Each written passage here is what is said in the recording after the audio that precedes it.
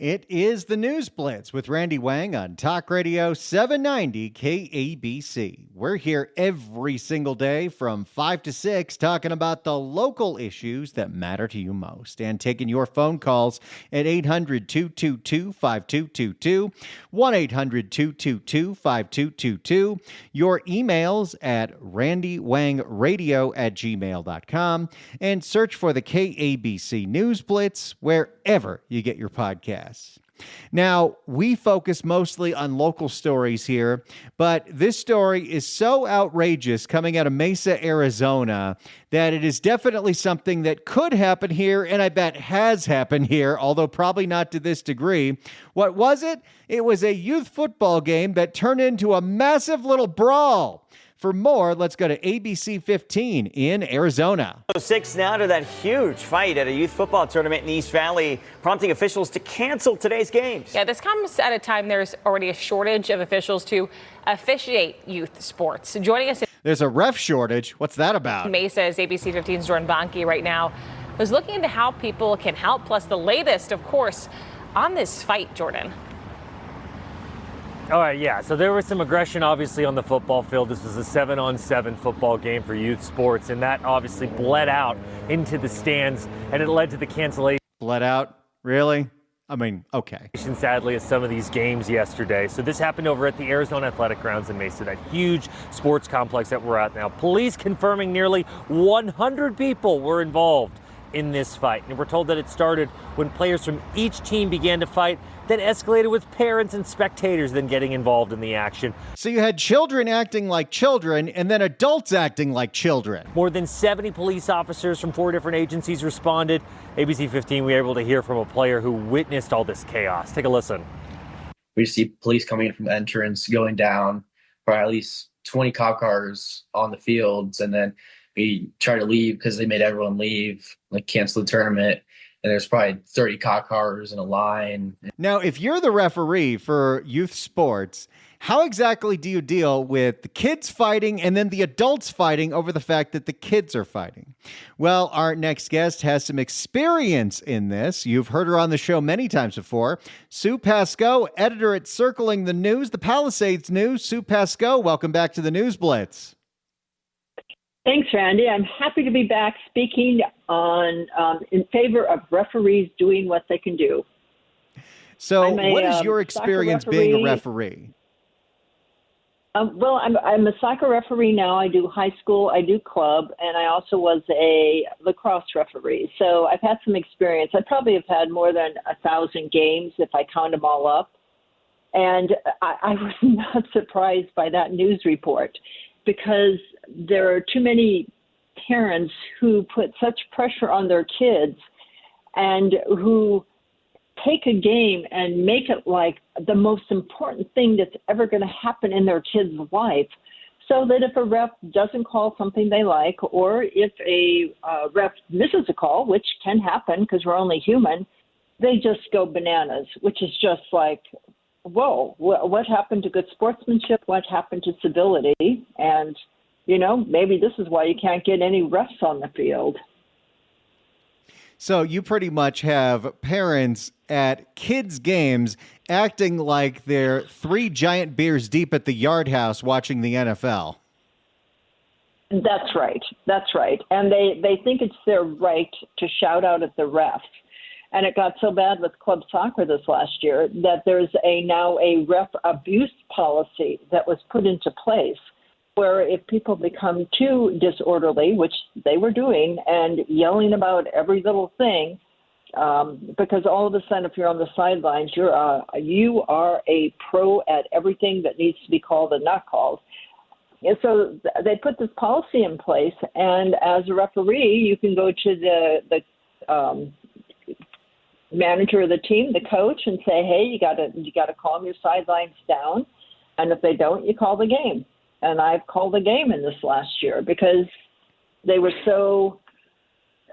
just sort of forgot this game is about kids.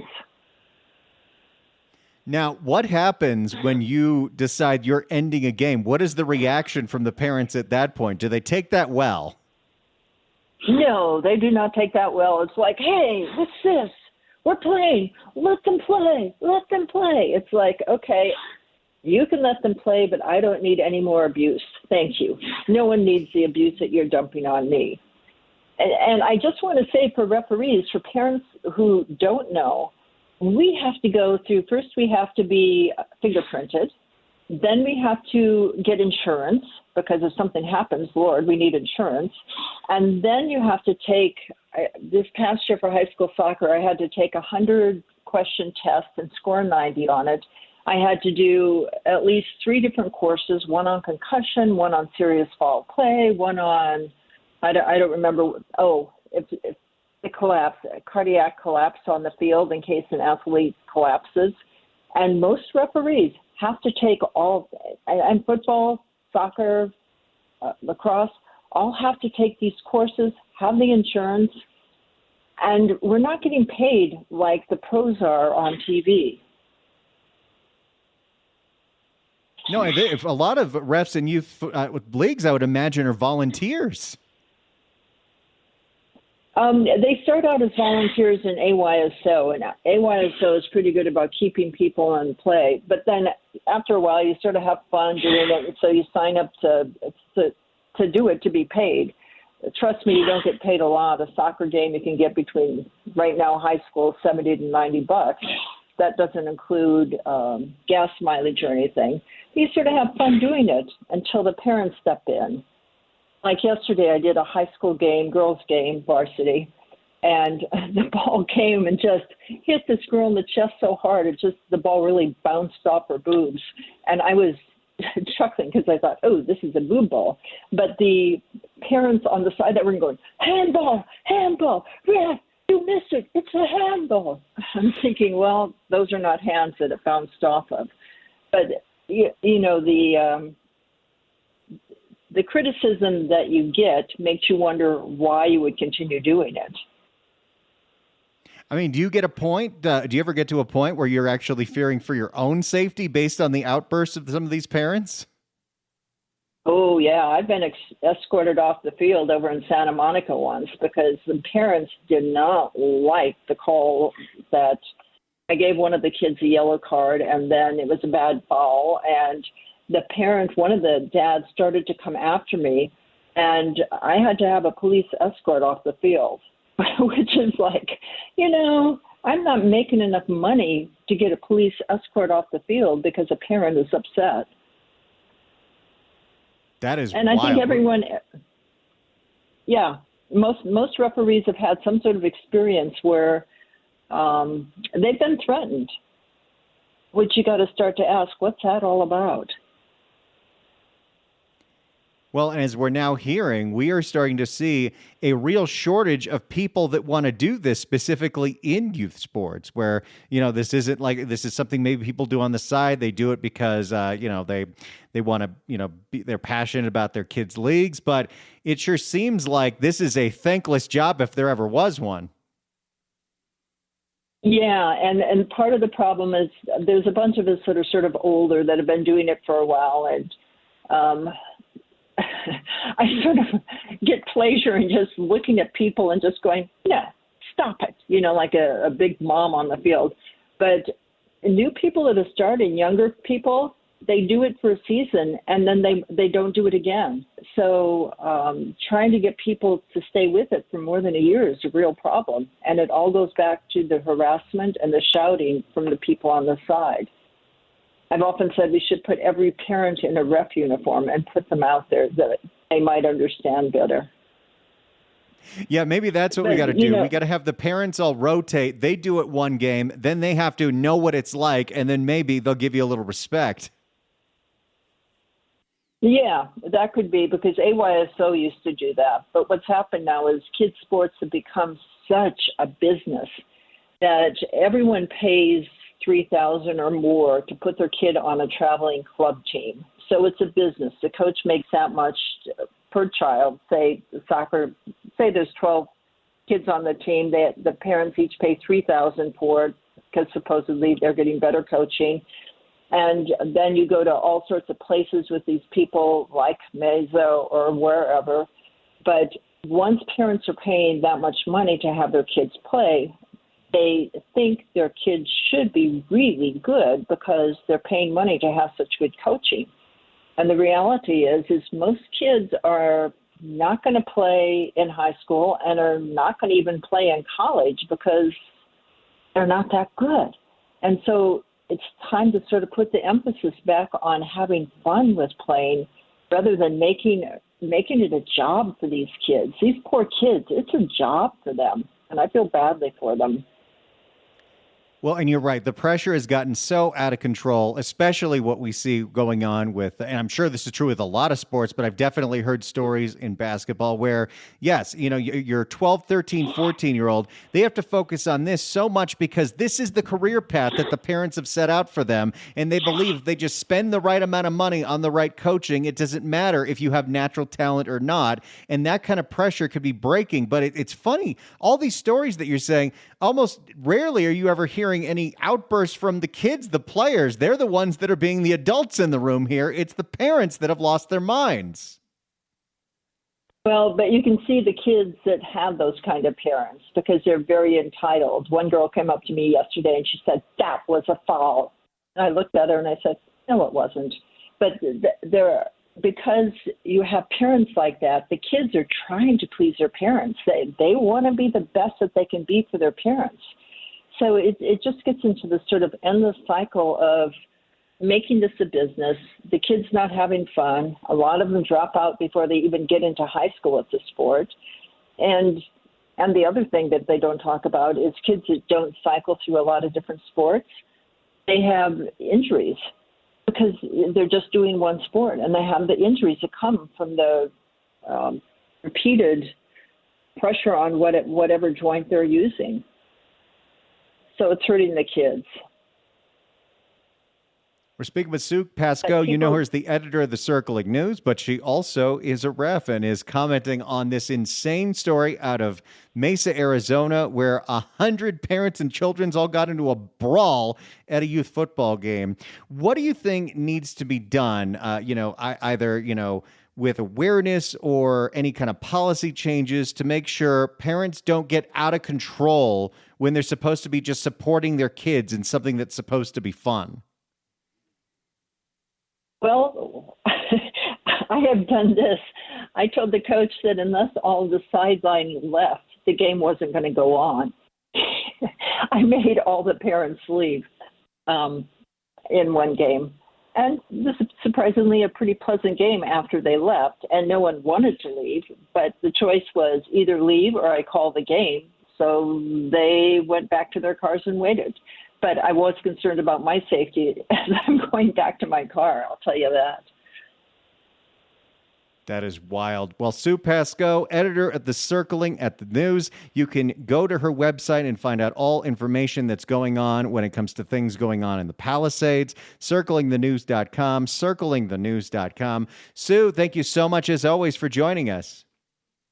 Oh, thanks for having me, and thanks for letting me sort of speak about youth sports, which has just gotten so out of control in this country. Thank you. Thanks so much for joining us. If this is something that you want to react to, the phone lines are open right now at 800-222-5222, 1-800-222-5222. Maybe you have kids now that are in these sports leagues. Maybe you had kids 10 years ago that were in these sports leagues. But if you have witnessed some truly outrageous behavior from parents at kids' sports games and you want to call in and you want to tell us what you have seen out there, give us a call. 800-222-5222, 1-800-222-5222. If you have witnessed some truly outrageous behavior from parents at kids' sports games, tell us what you've seen. Tell us what you've heard. Maybe you've been a referee. Maybe you are one of those parents. Maybe you want to defend yourself. 800-222-5222, 1-800-222-5222. The phone lines are open right now. You heard this story in Mesa, Arizona, where 100 parents and kids all got into a massive brawl over a kids' football game. These things are happening all the time. I'm sure it's not that outrageous, but if you've seen some truly outrageous, rude, brash behavior from parents at kids' sports games, give us a call. 800-222-5222. 1-800-222-5222. It's the News Blitz with Randy Wang on Talk Radio 790 KABC. It's the News Blitz with Randy Wang on KABC. We're taking your phone calls at 800-222-5222, 1-800-222-5222. This weekend in Mesa, Arizona, a massive brawl including 100 people, parents and kids, broke out at a kids' football game. Let's go back to the story at ABC 15 in Arizona. And then we tried to leave because they made everyone leave, like cancel the tournament. And there's probably 30 cop cars in a line, and it was just crazy and just hard to get out. It took like 10, 15 minutes just to get out of there. Police say that nobody was hurt here. There were no arrests. Wait, nobody was hurt? You had 100 people beating each other up. All the remaining games this weekend, including Sundays, were canceled. One of the teams involved put out a statement on social media saying that they apologize for their involvement and that multiple players from multiple teams will be suspended. No injuries or arrests. What about the parent? Is there any culpability for the parents who get into a fight at a kids' football game? Were reported. Do you get to drink at kids' football games? I guess you pregame before. For all of this, I actually coincidentally had a conversation with the AIA about the need for officials in youth sports. And they told me they have 50,000 games where they need multiple officials year-round, and they're always in need of referees and officials for all of the sports. The commissioner of the officials actually said unruly spectators have gotten worse over the years. I spoke with the Valley nonprofit. They're called Protect the Game. They train veterans to become referees. They explained what they're seeing in youth sports these days. For younger people to, raise their hand and say, well, it used to be kind of a nice little summer job for somebody to learn how to officiate and make some money. It's just not worth it, to somebody to go. That's a whole lot of abuse for a very little amount of money. Out there and be berated, for a missed call on the field. You can't pay anybody enough to enter that field. And so that has caused, quite a shortage. Yeah, and she adds to that the average age for a referee right now is 55, and it's not so much. Boy, they're going to age out of that real quick. Let's take a call here. Let's go to Tim in Woodland Hills. Tim, hello. Yeah, hi, Randy. I used to referee AYSO soccer. I did it for a number of years, and there were moments where some parents got a little upset, and there were some moments where some kids got upset. But generally speaking, my experience was extraordinarily positive. I was terribly sorry when I had to stop refereeing because of work commitments. AYSO spends a tremendous amount of effort to train their volunteers. We, of course, got paid nothing. The only thing I ever got out of it from their side was I got a free shirt and a free set of free pants. Everything else I had to pay for. But I thought it was a great experience. You're out there with the kids, running with them, and it was a fabulous way to participate sort of in sports from a different angle that I wish I could still do. And I encourage people, if they have an opportunity to do that and they're interested in doing good work, a good job, then go for it. Well, I love that was such a positive experience for you. So it doesn't seem like you had any experiences where the parents were screaming at you over a call. We had a playoff game where my assistant referee made a call. I went over, talked to him, and said, did you see this, and this? He said he did. And I had to wave off a goal. And then I talked to the supervisor who was at the site at the same time, and I asked him during halftime, was that offside? He shook his head, no. He said, but you did the right thing. You talked to your assistant referee. You have to go with what they say if they say they saw it. But no, it was a mistake. And afterwards, the parents were a little upset. And it was because they didn't understand offsides. And so what I did, Randy, is when they were upset at the end of the game, I asked a few of them, even though I should have just left. But I asked the coach to get them together. And we got them together, and I said, look, everybody's doing their best out here. We're volunteers. Nobody's getting paid. But think about this. Do me a favor, and let's try to make good examples for the kids. If it was a mistake or not a mistake, we'll go with what happened. And I'm sorry if anything was wrong that it may have affected the game, but let's try to set a good example for the kids. And they all bucked up. They all okay. They got quiet. They thanked me, and that was the end of it. And I think that if you work with people and you try to maintain a positive approach to what you're doing. I mean, I'll tell you, I wish the heck, but that physically and time-wise, I was able to go back and referee AYSO. I'd do it in a minute. It sounds like it was I love that you did that you told the parents to be adults. I love it. Thank you so much for the call. Appreciate it. 800-222-5222 is the telephone number. 1-800-222-5222. It's the News Blitz with Randy Wang on Talk Radio 790 KABC. It is the News Blitz with Randy Wang on Talk Radio 790 KABC. We're here every single day from 5 to 6 talking about the local issues that matter to you most and taking your phone calls 800-222-5222, 1-800-222-5222, your emails at randywangradio@gmail.com, and search for the KABC News Blitz wherever you get your podcasts. We're taking phone calls from people who have refereed in youth sports after this explosive story out of Mesa, Arizona, where 100 parents and kids all got into a fight over a football game. Let's go to Jeff in Santa Monica. Jeff, hello. Hey, Randy. I coached, I refed AYSO for my daughter many years ago. I think she was around 10 at the time. And they were a lack of refs, so I did it. And one game, there's all kinds of stuff went down, but one game in particular, at that age, some girls are a lot bigger than other girls. This girl was basically mowing down other kids, unsafe. I first spoke to her. I then spoke to the coach. It didn't stop.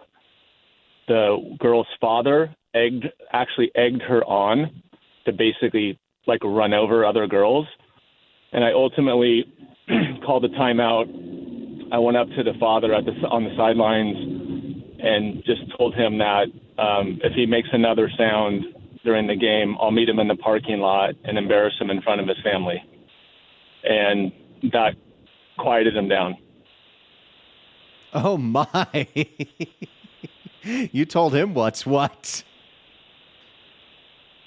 It's unfortunate it has to come to that, but youth sports is absolutely out of control.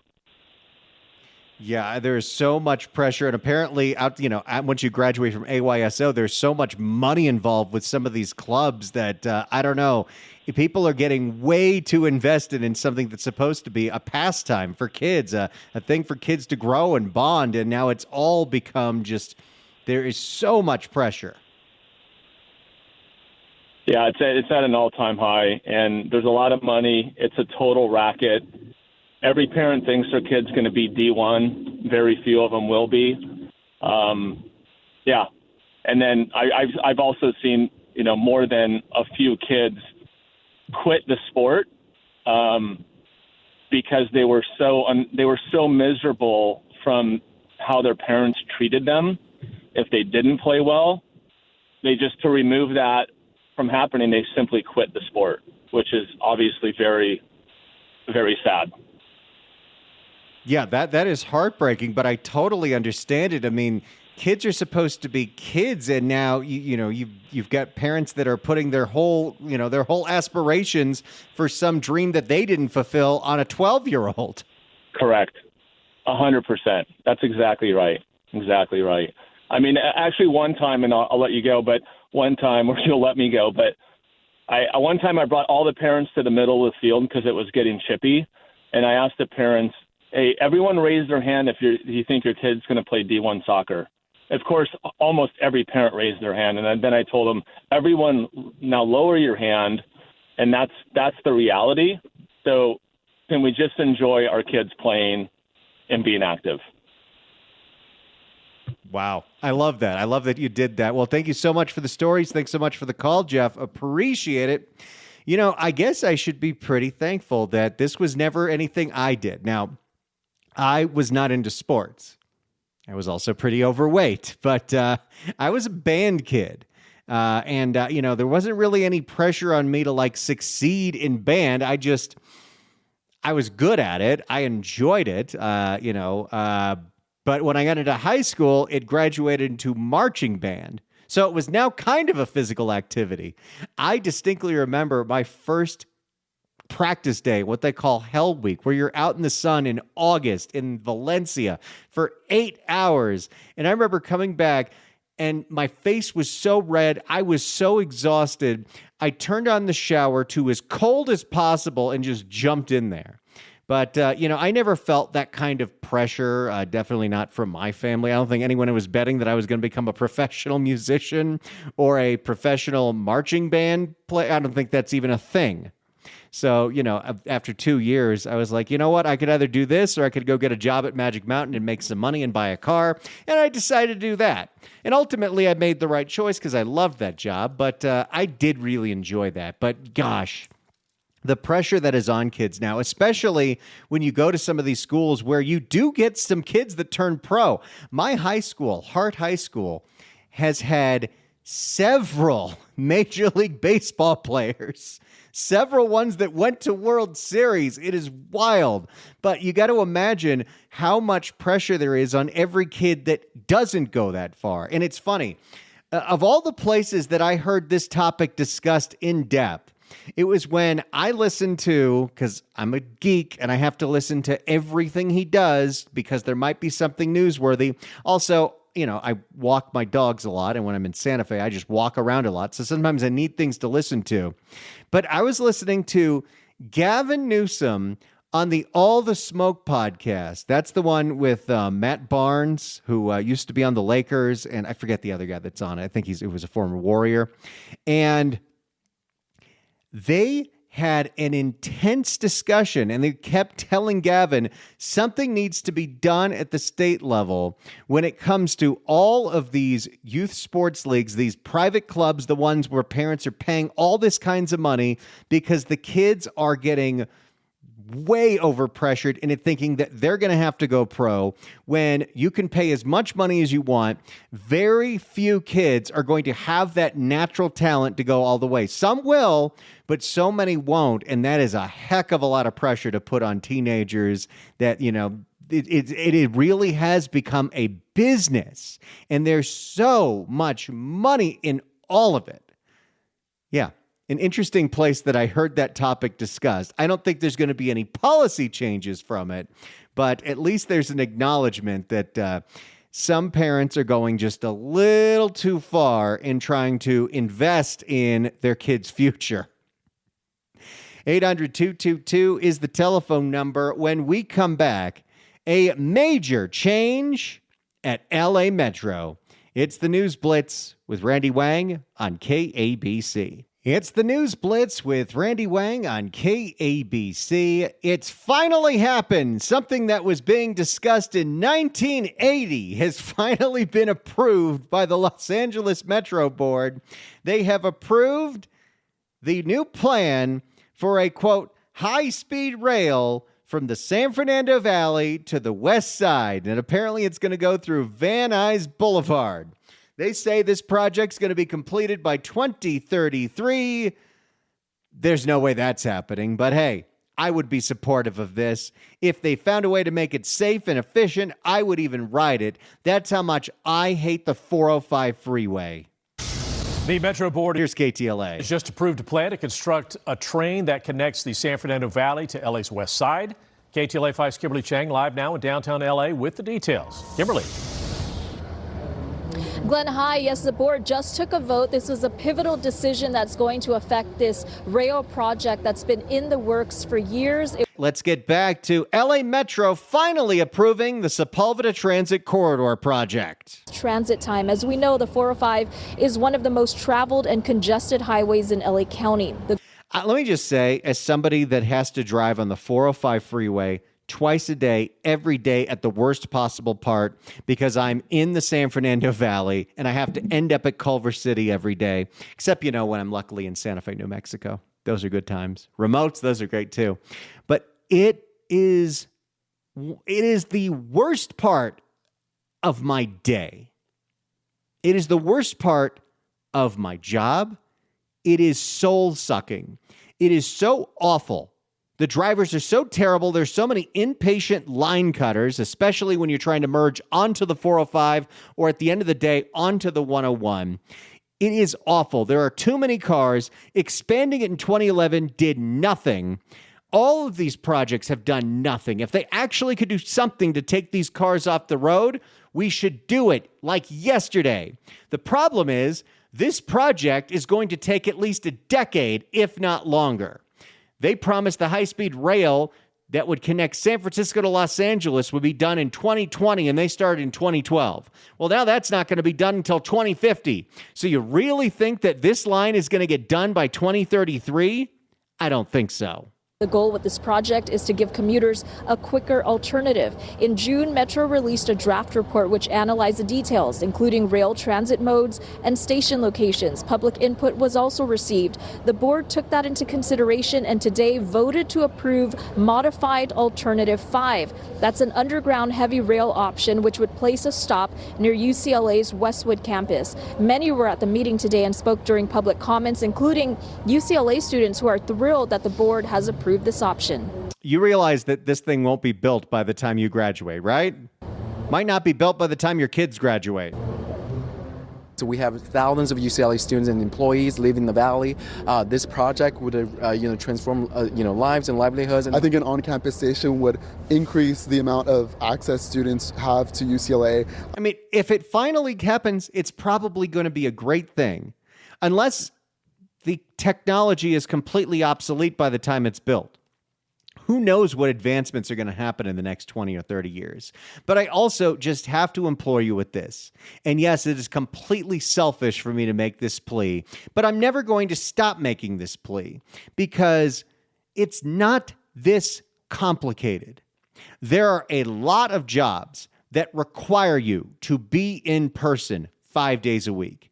And there are a lot of jobs, as we discovered during COVID, that it is not necessary. Local government being one of them. But there are so many jobs. I remember what it was like as an essential employee. I never got to work from home. I didn't get exiled to Palm Springs, John Phillips. I had to go to Culver City every single day, even in the early days where I had to put a little note in my car in case I got pulled over saying I was an essential employee because I worked at a radio station. And you know what? For a year and a half, almost 2 years, it took me 20 minutes to get to and from the radio station every day.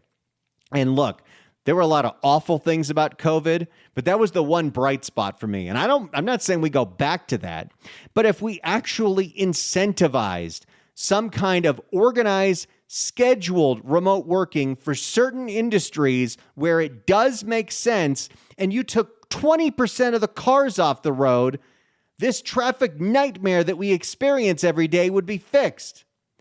But we're not going to do that because, and I'll tell you why they're never going to do that.